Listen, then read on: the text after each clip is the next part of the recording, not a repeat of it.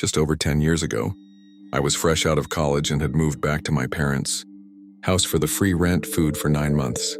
Before I was leaving the state for graduate school, to earn some scratch, I took a part-time gig doing some light bookkeeping for a small business owner guy that my dad knew. They had a business where you could rent low-level farm equipment, a small mom-and-pop type thing in the sticks. Since they knew my family, they trusted me to go in there for about 15-20 hours a week and check and file the rental forms, make sure nobody missed a payment date, answer an email or two discussing prices, availability, etc.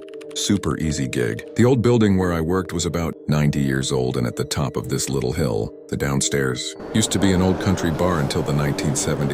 Yes, I could work any hours I wanted to as long as the work got done. So I'd usually go in after 7 p.m. and stay until around midnight or 1 a.m.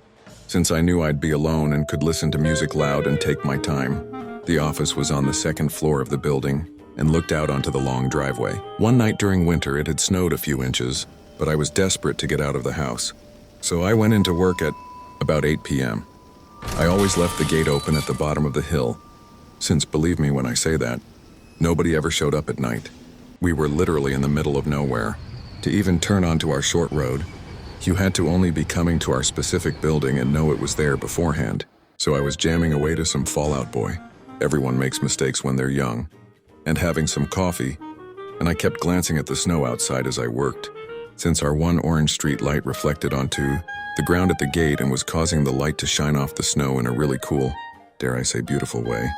Around midnight, I went downstairs to do my bathroom business, then came back upstairs and got settled back into my work. I probably did about 5 minutes of work when I glanced outside and saw a huge imprint of something in the fresh snow just below the orange light. It seemed like a huge dog or substantial animal had just rolled around on the ground, there on its back or something.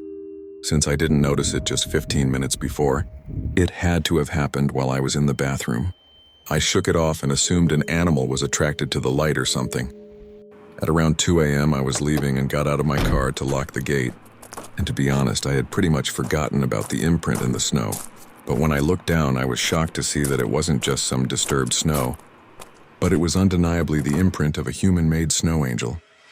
I used to make snow angels when I was a kid, and they are also very recognizable, so I 100% knew for sure that's what this was.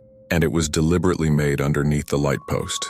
But it wasn't from a kid, it was from a very large person, and I already knew. Whoever had made this snow angel could easily have looked up and have seen me through that window, so they must have waited for me to head downstairs to the bathroom to make this angel. No cars had pulled up to our building. I would have heard them, even from the bathroom. So I glanced around for footprints in the snow and saw that there was one set that led to the nearby woods to the right of the building. It was clear the person didn't use the road, but instead came from the opposite side, which instantly made me uneasy, since that side was just trees and darkness for miles and miles. By now, I was freaking out and trying to get back in my SUV. And that's when I heard it. Before I could get inside, I heard loud, high-pitched laughing coming from the woods. It almost sounded like a fake laugh, like the witch in The Wizard of Oz, like someone was doing it fake on purpose. It was close enough that I knew they could see me, but I couldn't see them at all, since other than the streetlight I was under, there was no illumination. After a few seconds of laughing, they stopped, and then it was just silence everywhere, except for my heart beating through my ears. Then the laughing started again, though louder this time, more like screaming and laughing combined. I sort of froze for like 5 seconds, listening in a panic.